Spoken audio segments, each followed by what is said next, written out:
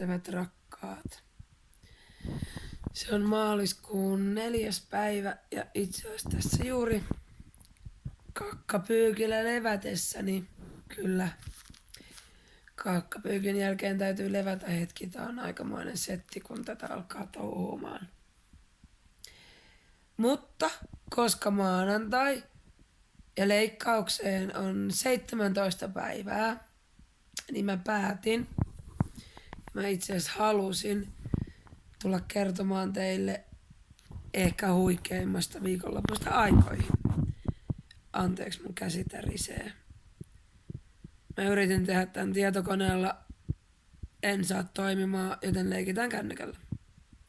Lasit otsalla, koska muuten tulee heijastus ja se on teille epämiellyttävää. Joten meillä oli semmonen viikonloppu, joka oli ihan täynnä jääkiekkoa. Yes. Eli minun mieleinen viikonloppu. Pienin poika tuli kotiin perjantaina ja hän on 7. Hän sai ensimmäistä kertaa ikinä, mä oon vähän natsimutsi, tai en natsimutsi, niin ei voi sanoa. Mä oon tosi tarkka ja mä en halua, että lapset on yksin. En tykkää. En halua. Olen äiti, haluan olla paikalla. Tiedän, että he tarvitsevat myös omaa tilaa. Joten viime viikon perjantaina me sitten ensimmäisen kerran harjoittelimme tätä yksin olemista sen verran, että minä ja puolisoni mentiin naapuriin, eli siis itse asiassa samaan kerrostaloon. Pari rappua tohon päin. Mentiin katsomaan jääkiekkopeliä ja pieni poikamme sai jäädä katsomaan telkkaria kautta leffailtaa herkkujen kerran. Arvatkaa, olitko onnellinen pieni poika? Arvatkaa, pystykö äiti olemaan koko aikaa poissa?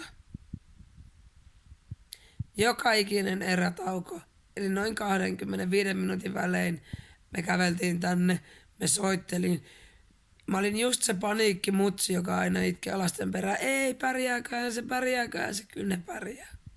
Se pärjäsi hienosti. Pesi hampaat ja oli iltapalaa syöty ja kaikki oli valmiina, kun mitähän se kello olisi ollut. 20 jotain, kun peli loppui. 9 sitten oltiinkin jo sängyssä. Nukkumaan menoaika. Siitä sitten sinä päivänä lähti mun keskimmäinen lapsi, eli Omena. Omena lähti palokunnan leirille, joka on mun mielestä jotain ihan sekopääjuttua. Ne lähtee telttailemaan tonne pakkaseen ja niillä on kipinävuoroja ja eilen kun se tuli kotiin, niin se puhui, että kamina oli mansikka. Onneksi olen itse viettänyt aikaa paljon maalla, mökeillä ja niin edespäin. Tiedän, mitä tarkoittaa, kun kamina on mansikka. Mansikkakamina. niin hänen hymynsä oli näin pitkällä. Huomasin, että hän on fyysisesti todella väsynyt viikonlopun jäljiltä, mutta niin oli onnellinenkin.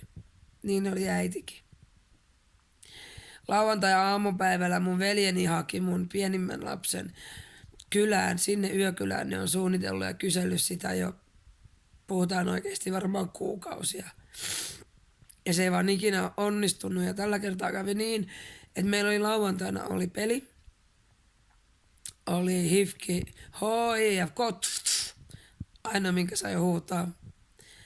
Oli hifki Ilves peli ja mä kysyin mun veljeltä, että olisiko nyt semmonen lauantai, että jos meidän pieni poika tulisi leikkiä teidän pienimmän serkunkaan, että onnistuisiko. Ja sehän oli ok ja pojat oli enemmän kuin onneissaan. Mun veljeni haki mun poikani päivällä täältä, kun me rakennettiin jo ystävälle hifkikynsiä. Kukkien kerran tuli pieni 6-vuotias poika hakemaan serkkunsa. Onko mitään suloisempaa? Siitä alkoi tämän mutsin kiekkopäivä. Ihan huikea päivä. Aivan, siis sanaton. usein kysytään, että miten mä jaksan tai että mistä mä ammennan voimani, niin just noista.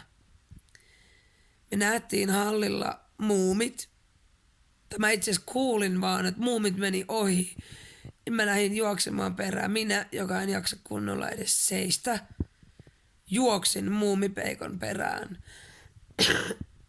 koska olihan mun saatava kainalokuva muumin kanssa. Ai kun mulla on huolet hassun näköistä. Ei se haittaa. Anteeksi. Pääsin muumin kainaloon ja kerroinkin siinä, että nyt on 2 muumia. Nyt on pakko ottaa muumin kanssa 2 selfie. Toinen oli IRL-muumi ja toinen oli muumihahmo. Hän sanoi minulle, että hän nostaa hattua, että jaksan. Niin mä totesin hänelle, että minä nostan hattua, että sinä jaksat. Minusta ei näy ulospäin, että olen muumi. Hänessä roikkui 8200 ihmistä, koska Nordis oli täynnä. Ilves-fanit. Huikeeta. Niin hyviä tyyppejä. Kannustus ihan järjetöntä. Se oli niin kuin, se oli jääkiekkopeliä ja fanien tuuletusta alusta loppuun. Ja siis Nordis oli ihan totaali hornankattila. Veteli ihan järjetön. Minäkin huusin, vaikkei mulla ääntä ole. Huusin niin pirusti. Unohdinko joka ikisen kivun ja säryn? Unohdin. Ja koska mulla on Eemelin pelipaita, eli Oosteen, Eemeli minulle ja muille, alkaa kyllä ne oppia vielä. Eemeli. Ja sehän peittää, sehän on aika iso. Kun miettii mitä kaikkea siellä on alla, niin meikäläisen päälle se on aika iso. Niin semmoisen kanssa vedän sen, se on hirveän helppoa, vaikka mä ois kuin turvannut tai kuin tukkeessa, niin se ei näy. Kukaan ei näe sitä. Onneksi.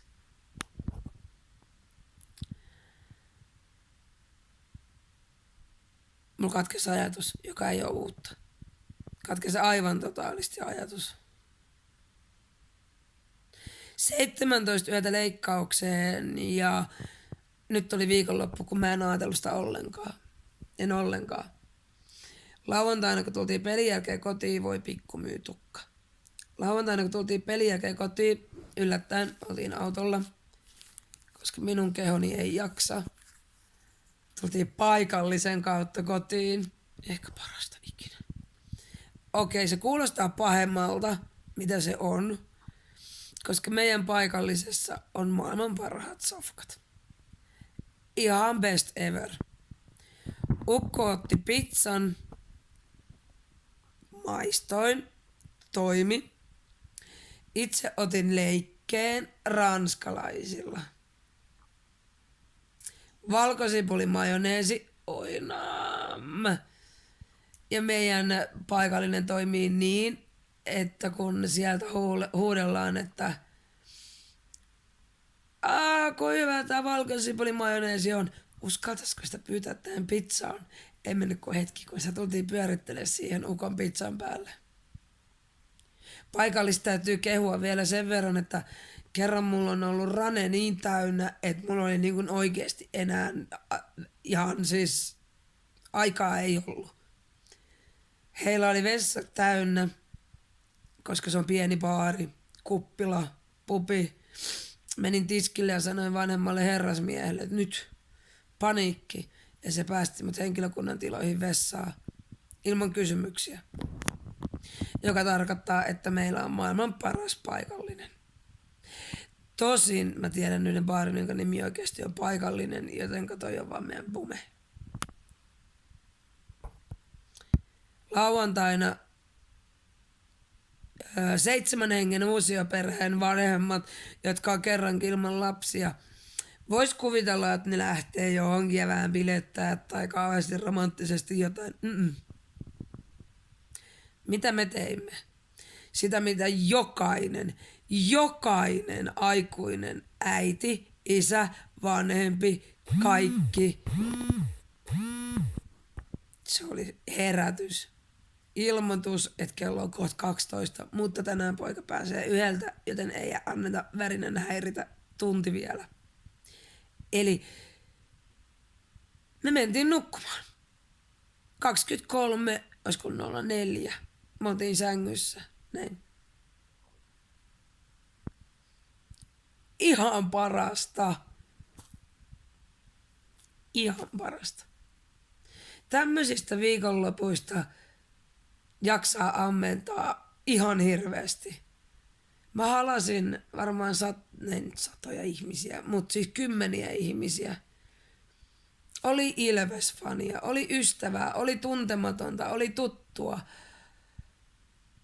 Mä tapasin erään ihmisen omasta historiastani, jolla joskus ei mennyt niin vahvasti ja mä en ole hetken häntä nähnyt ja mä en meinannut saada sanaa ulos suusta, kun hän näytti niin hyvinvoivalta.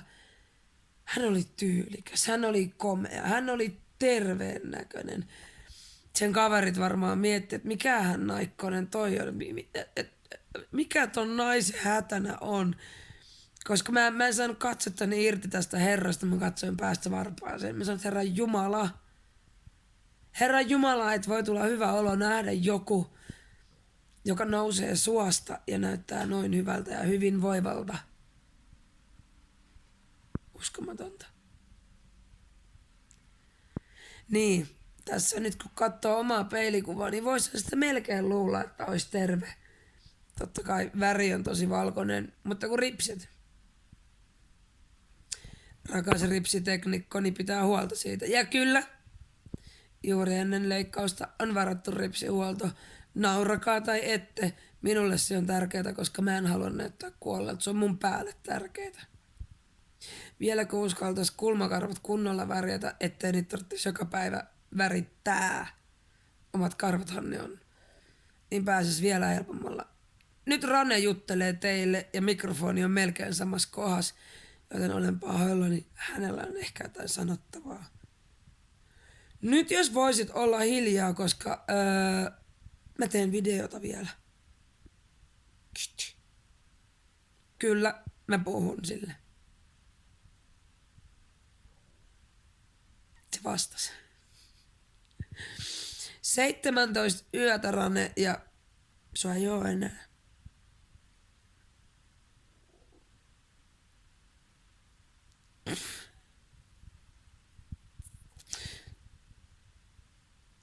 Mä voisin joskus pitää, että hän voisi pitää joskus ihan oman esityksen teille. Näillä fiiliksillä on ihan järjettömän siistiä lähteä hakemaan poikaa koulusta, koska kohta 2 tuntia niin mun ulko-ovesta tulee yksi mun ystävä kylään. Me tehdään hänelle kynnet. Mä oon tavannut hänet somesta, me ei olla tavattu livenä kuin muutaman kerran, mut puhuttu tunteja puhelimessa. Ja voin kertoa, että rakastan. Tänään on hyvä päivä. Tänäänkin on hyvä päivä. Ja taas 1 yö vähemmän leikkaukseen. Koht mennään, koht on uusi Anna.